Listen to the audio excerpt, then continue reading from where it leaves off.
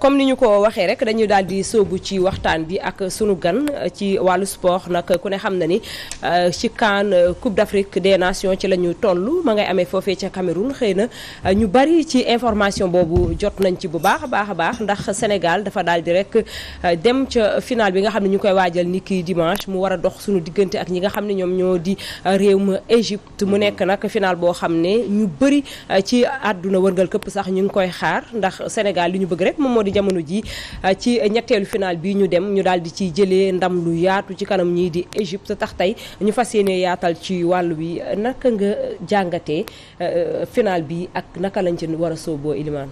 waaw Coro final bi xam nga Égypte dafa doon équipe boo xam ni Sénégal miin na ko. soo jëlee wàllum CAN final bi dina nekk la 4e fois la 5e fois. ñi dajax ñoom. c'est vrai waaw. 5 fois waaw 5e final bi ce sera la 5e fois parce que dañu nañu 4 fois. te mën nañu wax ni dañu match nul.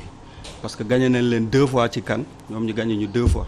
gagné nañ leen Caire 86 gagné leen Mali 2002. ñoom ñu gagné ñu CAN 2000. gagné ñu CAN 2006. chez eux d'ailleurs. chez eux. d'ailleurs sax match boobu dafa am scandale bu rëy. soo leen di fàttaliku. CAN 2006 bi Diomansy Kamara daf si amoon penalty bu leer. arbitre démb rek ñu ngi koy génnewaat faral leen. moom bi mu génnee sax dafa ne on a été volé. loolu mooy phrase bi ñu ci jàpp. et il fallait que ñoom ñu gagné seen CAN parce que ñoo ko organisé. te Égypte seetlu nañu ñoom duñu perte lu ñu organisé. 86. dañ ciy ngooy ba dëgg. voilà donc miinante nañu. donc on va vers une finale bi nga xam ni. Sénégal aussi am na ay avantages. parce que sànq Moustapha mi ngi koy wax. a priori mën nañu foog ni que l'adversaire idéal sa kii la waroon mën a doon Cameroun. pour plusieurs raisons pression bi ñi ngi seen dëkk. et dañuy am benn fougue boo xam ni soo leen laalee tuuti rek. dañuy jaxasoo comme li xew démb. mais Sénégal am na ay atu parce que dafa nekk ci allant boo xam ni dafa baax. Sénégal soo seetloo on est monté en puissance. instant yi li ñuy wax yëpp mat na physiquement mentalement techniquement l'équipe est au point. voilà beneen avantage bi mooy Égypte dañuy rangale 3 prolongations. physiquement Égypte depuis 8e de finale. quart de finale bi ba demi-finale bi nii. ay prolongations rek la ñu joué. donc physiquement ça pose problème. ñoom d'ailleurs sax ñi ngi laaj pour match bi ñu yóbbu ko lundi. ci xibaar yi waaw ci xibaar yi seen entraîneur adjoint bi fa lay waxee. c'est vrai waxul ni que Sénégal dafa am un jour de repos en plus. loolu dëgg la. mais il pense que 3 prolongations. en moins de 10 jours. physiquement ça va poser problème. dina am problème à juste titre gëwuma nag CAF def ko. bien vrai que égyptiens yi diplomatiquement politiquement. sont très influents. siège u CAN bi seen dëkk la nekk. d'accord bu ñu ñëwee ci ñaari pour daal Sénégal am na vraiment. tous les atouts de son côté pour faire bu ñu une bonne ñëwee ci finale ñaari ramener la équipe yi coupe. ci seen parcours ci biir CAN bi bu ñu jëlee Égypte dañuy jàpp ne moom moo gën a taxawaay bu gën a dëgër puisque moom moo daaneel Cameroun ni ki démb waaye itam Côte d'Ivoire ak ñi nga xam ne ñoom ñoo di waa Maroc lu ñu xalaatul woon ci Égypte ci biir CAN bi alors que bu ñu jëlee Sénégal dañuy wax ne matcham bi gën a rëy matcham bi mu gën a li mooy ñi nga xam ne ñoom ñoo di waa Burkina Faso est-ce que loolu aussi du indi tuuti njàqare ci ñi nga xam ne ñoom ñoo di équipe bu Sénégal. waaw loolu dafay laaj taxaw seetlu parce que li nga wax ci Égypte dëgg la. mais soo xoolee aussi seen parcours bi day wone lu bëri c'est-à-dire que mooy maa ngi la koy wax sànq à chaque fois dañuy dem prolongation oui. naam kii la ñu dóor Côte d'Ivoire Maroc ak Cameroun muy doon ay équipes yu mag c'est vrai. mais loolu aussi day wone ni que am nañu vraiment ay problème pour jeexal seen match. parce que mënoo jàpp ñetti match ni successif ay match à élimination directe ngay dem prolongation loolu day wone ni que vraiment am na lu fi newoon newatu fi. seulement nag égyptiens yi dañu am benn atout ak benn avantage mooy soo xoolee seen 28 joueurs yi 19 yi ils jouent en Égypte. seen dëkk waaw loolu li muy firndal mooy ils ont des clubs forts. dañu am ossature locale bu forte. xamante seen biir. am ay automatisme démb dafa feeñ match bi contre Cameroun dañuy xamante seen biir. te dañu mën bës. te dëkk football bu mag la. Caire rek soo ko jëlee yaa 10 stades moo ëpp Sénégal yëpp stade Caire rek. la ville du Caire kese. demoo Port Saïd demoo Ismaïla Caire kese rek yaa 10 stades homologués par la FIFA. loolu ça montre que ils ont des clubs forts. dañuy miin bés. football ci ñoom la ne. te ils détiennent tous les records. Record de participation à la CAN c'est 25 participations ils le détiennent. Record participation à une finale ñoom ñoo ëpp lu ñu dem finale. ñu ngi seen 10e finale bii ah. bii la mooy 10e finale. record trophée bi ñoom ñoo ko kii avec 7 trophées. loolu ñooñu jaruñu xeeb. vraiment jaruñu xeeb te day feeñ seen parcours yi yëpp te dañu mën bës. dañu mën bës xam nañu nu ñuy yàqee match. même si Elimane man c'est ça qui m'inquiète en fait. Voilà. moo di ne comme démb. soo seetloo match bi quand même l'Égypte n'a pas joué. man démb may jóge Walf maa ngi naan si l'Égypte se qualifie c'est un scandale. parce que ils ont refusé le jeu. et ça a perturbé les Camerounais. parce que li nga wax sànq. quand le public met la pression. démb joueurs camerounais leer na ma ne bi ñuy dem di tirer penalty yi seen tànk yi ay yoomoo ci. day metti donc Sénégal comment nan lañ mun a def. pour que si jamais l'Égypte reproduit le même système que bi mu joué démb. bañ a refuser le jeu est-ce qu'on a les atouts pour aller les chercher. parfaitement on a les atouts parce que Égypte bi Cameroun li ñu manqué démb Égypte da leen fekk si sur leur point fort soo seetloo ki si mel ni Vincent Aboubakar. attaquant camerounais bi. démb il a déjoué. parce que li mu mën yëpp leen ko xañ. moom joueur d'espace la. il arrive lancer affaire yooyu loolu yëpp leen ko xañ. Égypte dañu ñëw lal benn bus ci kanamu góol bi. génnuñu fa. moom amul espace gisul dara. bien vrai que par endroit am na 2-3 occasions mais il les a pas concrétisées. donc Égypte Sénégal lu mu mën a dimanche mooy jouer sur la vitesse vraiment mettre de l'intensité et bañ leen may dara parce que physiquement on est avantagé. Égyptiens yi fu mu nee nii dañu am problème. problème bi ñu njëkk am mooy problème récupération ak analyser jeu Sénégal. bien vrai que ils ont un grand entraîneur muy Carlos Queiroz. qui a été entraîneur du Real de Madrid. dañ koy fàtte. Portugal. entraîneur bu mag bu xam football. donc égyptiens yi ñoom loolu mooy un peu leur système. ils jouent sur les points faibles de l'équipe et ils savent déjouer c'est-à-dire dañuy patient. duñu paniquer. te dañu mën a yàq match. c'est vrai ñoom dañuy casser rythme. soo leen mënee jeu bu saay sax dañuy tëdd si suuf subi la ay blessures mooy li nga kii. te ils ont un joueur bu si mel ni Salah boo xam ni waroo ko may lii. c'est vrai parce que sur un match il peut disparaître mooy démb lii xew. contre bi su ko dugaloon Cameroun du egg kii. c'est vrai mais bu ñuy wax ay failles équipe Sénégal ku ne xam na ne am na lu ñu ko mën a ragalee. mais bu ñuy wax ay failles profondément naka la Égypte mën a def pour yenn ci yoo xam ne ni Sénégal da koy matadi ci seen matadi lañ koy def mu mën a profiter pour dugal foofu. wala gagné ñu. moo xam Égypte waaw. lan la Égypte mën a profité ci ñun. ci ñun waaw. mooy li ma lay wax sànq xam nga Sénégal aussi dañu am benn défaut. mooy dañu am ay sunu temps faible yi. on le gère très mal. c'est-à-dire soo seetloo Sénégal mooy équipe boo xam ne mën na la mener sur 15 minutes après day jékki-jékki rek reculer. c'est vrai te ça ne s'explique pas. loolu soo ko mayee ñu mel nii. mën na la jural leneen ñaanuma ko yàlla. mais li wóor ba wóor dafa am loo xam ni dimanche suñ ko joué mën a maintenir benn rythme bi. jaay leen intensité. ak équipe bi janox ñoom jouer sur les côtés utiliser Ismaïla Sarr wala Bamba Dieng. c'est les joueurs rapides. en plus de Sadio Mané. man je suis même pas pour ñuy que Famara débuter. parce que li xew démb ak Vincent Aboubakar. moo ko nar a dalal égyptiens yi soo leen tegalee genre joueur boobu ils sont contents. mais il faut ñu jouer ci loolu bañ leen may lu bëri bañ leen may dara bañ a reculer aussi sur nos temps faibles. Sénégal sunu temps faible il faut ñu jàng.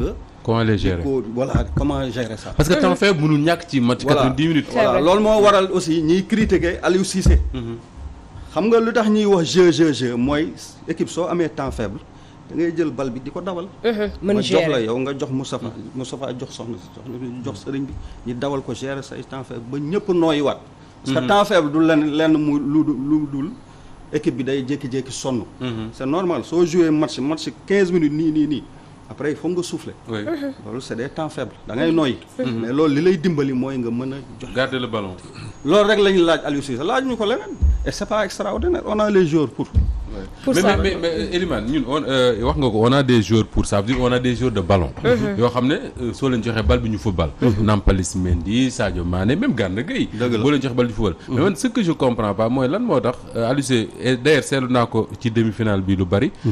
sa défense. dañuy jël sauter milieu bi sànni ci kanam. voilà qu'est-ce qui explique ça. loolu li koy indi mooy. bon bala ñuy gën a xuus ci waxtaan bi Cheikh Tidiane Gomis dafa bëgg a dugg en direct. xam naa mën nañu ko jël depuis Yaoundé parce que am na ay questions yoo xam ne mën nañu ko ànd ak moom ci kaw loolu dañuy wax Tapenda rek mu essayer daal di jëli ki nga xam ne nii moom moo di Cheikh Tidiane Gomis en direct bu fekkee mën na nekk. d'accord ci kaw loolu sax Tapenda mu ngi ñu xamal ni xëy na du mën a yem ndax lu ñu waroon a mën a préparer la bu fekkee moom mu ngi ñuy seetaan moom Cheikh Ahmed Tidiane Gomis comme noonu rek xëy na wàllu xarale gi day tax ba du mën a yemb carrément pour ñu mën ko dafa naaje yow. waaw certainement dafa sonn. da ngay teel a yëglu waay. ñu continuer ci li nga xam ne ni moom la. voilà waaw sànni bi. sànni bi lu koy waral mooy léeg-léeg défense bi ak milieu terrain bi du ñu am benn relation. am ku ci mel ni Kalidou Cissokho Kalidou Koulibaly léeg-léeg day téye bal bi. il est sous pression. il aimerait bien si kanamam. mu gis par exemple benn. milieu terrain boo xam ki lui fait face d'abord. xam nga bal balaa nga koy jël. doo wane ginnaaw. faut faire face d'abord nga jël bal bi te loolu dafa laaj technique. c'est vrai ki ci mel ni Nampalis. il a ce jeu mi ngi koy commencer di def. waaw loolu dafa laaj liggéey et loolu li ñu doon souhaiter ci biir CAN bi. moo tax ñi doon acculer parfois Aliou Cissé. di ko laaj aussi sur le contenu de ses entraînements te moom mu ngi yore équipe bi depuis 2015 tey on est en 2022 am na le minimum boo xam ne dafa war a am absolument li ngay wax noonu c'est très important gis nga jël défenseur central jël bal di ko santi bal bi day ñëwaat tu mets à l'aise milieu terrain soo ko defee ak égyptien day ñëwaat soo ko defee dañ lay rey et loolu c'est très important de le souligner surtout ak vitesse de jeu bi nga xam ne Égypte moom lay jouer gis nañu Sénégal seen jeu tam dafa xaw a lent dafa yéex goo xam ne est-ce que loolu tam du jox avantage ñii di waa Égypte ci biir jeu bi si pourtant contre Burkina bi ça c'est un peu amélioré parce que transmission yi quoi soo seetloo contre Burkina bi doon nañu am ay transmission yu gaaw la défense milieu terrain et l'attaque mooy comme li ñu doon wax mais instant yi nii fi Sénégal toll physiquement ak mentalement ak techniquement mooy li ma la doon wax sànq gis nañu benn progression boo xam ne dañu war a surfer ci dynamique boobu dem parce que final la et final li ñuy wax kenn du ko jouer dañ koy gagner donc da ngay ñëw nga appliquer te on a vraiment des atouts lii occasion bi waruñu ko rater égyptiens yi fu mu nee nii ñoom ñoo am problème bi ñuy njëkk am mooy problème récupération et récupération ça joue sur le mental saa yi ñoom nekkuñu léegi ñoom égyptiens yi non seulement Elimane ay prolongation la ñu tegale ñett mais pas avec n'importe quelle équipe ay équipe yoo xam ne dañ lay dawloo ba nga sonn ñoom ak Côte d'Ivoire égyptiens yi dañoo sonn ñoom ak Maroc la même chose ñoom ak Cameroun démb physiquement dañuy sonn léegi est-ce que Ismaïla Sarr sa vitesse et tout dafay xaar comme ni Aliou Cissé di def depuis parce que moom aussi physiquement il n'y est pas forcément parce que depuis décembre je crois jouéwul est-ce que dafay xaar wala dañ naan comme égyptiens yi de toute façon sonn nañ déjà avant ñuy ñëw dañ koy départ loo mu daw ak ñoom doggali leen bala ñuy sori c'est ça man pour man da ko war a titulariser dafa war a démarrer c'est vrai que il a toog na un mois compétirul mais là joué na 2 matchs sur 2 am na dara ci tànk yi am na dara ci tànk yi rythme baa ngi commencé ñëw te xale la Ismaïla xale la ça sert à ça te vitesse boobu ngay wax mooy atu match bi sur les ailes il faut Aliou Cissé mën na ko démarrer loo mu régler yenn problème yi quitte à après ne ko base heure boo sonnee génn nga génn ça se fait parce que match bi loolu la laaj match bi laajul ñuy teg des joueurs comme Famara Dié boof il peut le mettre parce que point de fixation là et tout mën na di remiser mais Famara soo seetloo sur les 2 derniers matchs là nekkul parce que on a vu benn relation technique entre moom ak Sadio Mané boo xam ne c'était pas ça bien vrai que Sadio moo ko jox bal kii bi donc il faut ñu jouer ci loolu sur aussi bien sur Ismaïla Sarr que sur Bamba Dieng ñooñu ay xale lañu am nañu vitesse sur les côtés il faut insister sur ça en plus de Sadio Mané. oui bari na woon également lu ñu doon critiquer Aliou Cissé Cheikh Tidiane Gomis critiqué na ko ci plusieurs fois. mooy son coaching. c'est-à-dire que match day toll foo xam ne il faut que l'entraîneur s'exprime. su defee ay changements ñu ne ça c'est du coaching. mais quand même il faut ñu reconnaître yéen journalistes sportifs yi que ne ak les 2 derniers matchs quand même le coaching d'Aliou Cissé mais bravo quoi. waaw bravo tout le monde applaudit xam nga keroog maa ngi koy wax ci benn plateau ak Thioro. man la leen coaching baax na. mais coacher ku gën. coacher ku gën parce que coaching. soo saa yoo ko gisee mooy am na lu doxul. am na lu doxul. parce que coaching am na. remplacement am na. mën nga remplacer joueur parce que dafa sonn. nga dugal beneen joueur boo xam ne à la limite sax du ma wax ni du la yokkal dara. mais da nga koy teg rek ne ko ki ma génn nii. del def li mu doon def. loolu am na saa yu coaching amee rek. mooy yaa problème. mooy am na ko doxul mais moo football moo bokk. suñ demee nag ba affaire yi kale sës amuñu solution foog ñu def coaching. Aliou Cissé l'a bien réussi mais wóorul. li gën a donc en finale il faut mu coacher très tôt. Merci beaucoup. Il faut mu coacher très tôt. Gis nga égyptiens yi. suñu mënee pare ñoom en première mi-temps. c'est tant mieux après ils n'existeront pas. parce que voilà. tel ñoo yeewu mais ci coaching parce que dafa am lu xew. yàlla mayu ko kenn. nga rangale 3 matchs di dem prolongation di jouer minimum 100 minutes. en moins de 10 jours. mënul nekk day feeñ ci finale bi. Sénégal nag moo ci war a profiter. parce que ñii dañu am métier.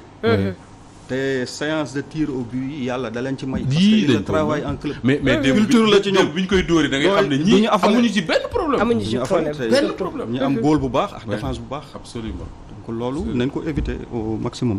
d'accord est-ce que tam avantage bi du ñëw ci ñun ba tey jii macha allah bu ñu xamee ni suñu ginnaaw tam baax na mooy am nañu banc bu dëgër boo xam ne en profondeur képp koo xam ne mën nga ko tegg ci équipe bi mën nga am remplaçant am ci biir banc bi. surtout que ñee sonn nañ ba pare. loolu dëgg la Sénégal soo seetloo moo yore banc bi gën a baax ci kan bi. loolu sunu atu la on remercie on félicite vraiment le staff technique ak yooyu. parce que loolu vraiment yàlla moo ñu ko baaxee. mooy li Moustapha doon wax sànq moo waral Aliou Cissé di def coaching. soo defee coaching rek mooy da nga génne. dugal keneen ku baax. yore les mêmes qualités wala ku gën a baax. donc loolu aussi dañ ciy jouer et soo xoolee Sénégal match yu mu joué yëpp avant même Aliou Cissé di def coaching gagnant yooyu. soo seetloo dafa am kii bi équipe titulaire yi. lu ci gën a bëri dañ doon régler match yi. leader yi voilà leader yi. loolu mën na atu la ci par rapport ak match bi ñu jëm final bi. parce que su yàlla defoon.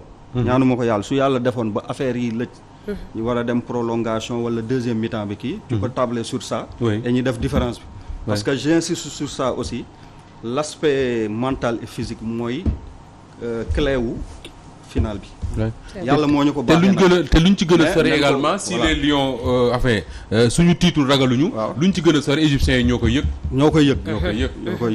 loolu c'est très important. léegi est-ce que parce que cette finale là quand même c'est un duel intéressant.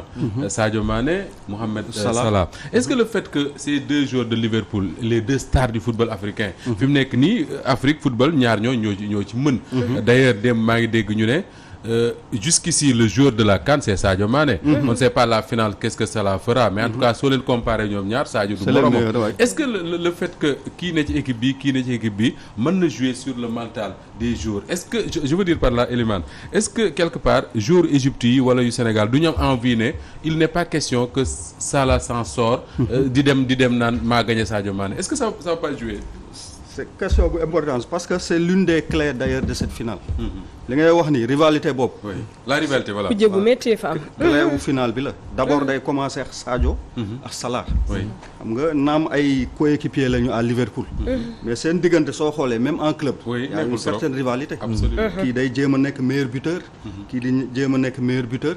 et li leen di rivalité bi lu koy gën a exacerbé mooy ballon d'or africain bi tout le temps surtout soo seetloo il y a 2 ans ci ginnaaw am na benn moment ci benn match Sadio ñu génne voilà muy entraîneur bi ak Salah parce que il a jugé que Salah a refusé de lui donner le ballon man loolu bi ñu ci génnee dama ne Sadio peut-être que lii moo koy tax a màgg il est un peu naïf mais on est en haut niveau lañ nekk amul te Salah naar la dafa am loo xam ni dafa am cadeau yoo xam ni c'est vrai que ça peut paraître paradoxal parce que suñuy jouer ci club vraiment dafa war a favoriser Sadio pour mu dugal pour le bien de Liverpool mais dafa am loo xam ni aussi du ko def su mënee dóor dugal da koy dugal et pour en venir à cette finale là li nga wax ni c'est tellement vrai que ñoom ñaar bëgg nañu vraiment lundi wala mardi wala mercredi prochain suñuy ñibbee fële kenn si ñoom bañ a sëgg et loolu day déteindre day ñëw ci coéquipier yi aussi ku nekk day jéem a dimbali sa kii dina nekk benn clé wu final bi bu important nañ dugg tuuti ci système de jeu bi nga xam ne ni ñaari équipe yi am nañu ko kan nga jàpp ne moo gën a diis côté défense waaye itam ci milieu bi gis nga Sénégal fu mu toll nii yemul ak benn équipe parce que on a tout loolu il faut que Sénégalais yi nangu ko mu jeex. vraiment on a ils ont une grande équipe. mais Moustapha pour nangu ko moom coupe bi rek. non c'est vrai xam nga li ñuy wax nii soxlaatuñu jeu bu rafet daal ñu ngi si yoon bi nag non dëgg la dugal gagné parce que li ñuy wax nii mooy sur le papier mooy li gars yi di wax sur le papier gis nga équipe Sénégal bi soo ko jëlee individuellement yemul ak kenn ci CAN bi exactement égyptiens yi nag ñoom c'est peut-être que seen atout mooy li ma la doon wax sànq ils ont 19 jours yoo xam ne seen championnat la ñuy jouer loolu day créer ay automatisme dañu xamante seen biir te yàlla may na leen du ñu paniquer du ñu tiit. non te ils sont patients gis nga Cameroun li leen gën a rey démb mooy ils ont refusé d'aller au tir au but. loolu mentalement ils se sont écroulés. égyptiens yi bañuñu loolu. ñoom même suñu naree dem ginnaaw sax tir au but ils l'acceptent. parce que finalité bi mooy gagner. mais Cameroun da nga leen di xool rek xam ne bu ñu demee tir bi dañuy ñàkk. voilà ils se sont écroulés quoi. mentalement et tout parce que ils ont refusé ça. c'est-à-dire ñi ngi suñu kanam public. ñii ñoo leen mën. 2017 ñoo leen dóor et tout. Il n'est pas question que ñuy dem après ils se sont écroulés et c'est ce qui s'est passé. Mais voilà pour en revenir au Sénégal mooy li may wax gis nga ñoom égyptiens yi ils jouent en 4-3-3 dañu am benn système boo xam ne en 4-3-3 la défense milieu terrain 3 attaquant 3 c'est très renforcé. Mais Sénégal ci biir loolu dafa am benn système bu modulable boo xam ni. même loolu mën na leen ci fekk si.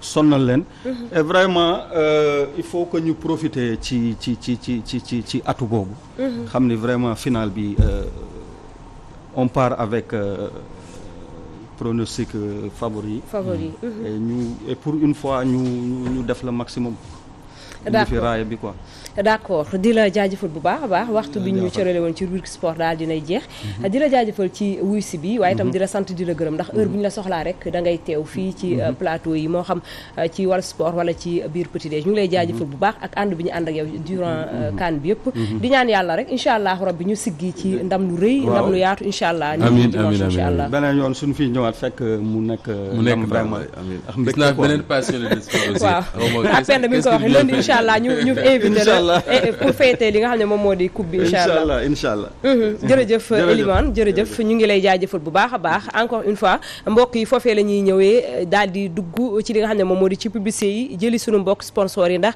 premier pàcc bu émission bi daal dinay jeex ginnaaw gi ñu dugg ci ñaareelu pàcc bi. Être un vrai djembar, ça demande de la concentration, de l'énergie, surtout à certains moments. Heureusement, je suis là et je ne suis pas seul. Le lait Alib donne à mon djembar la vitalité dont il a besoin au quotidien pour assurer. Dans un verre de lait Alib, il retrouve les vitamines nécessaires pour rester en forme tout le temps. Des protéines pour sa croissance et du calcium pour le rendre plus fort. Et moi, j'ai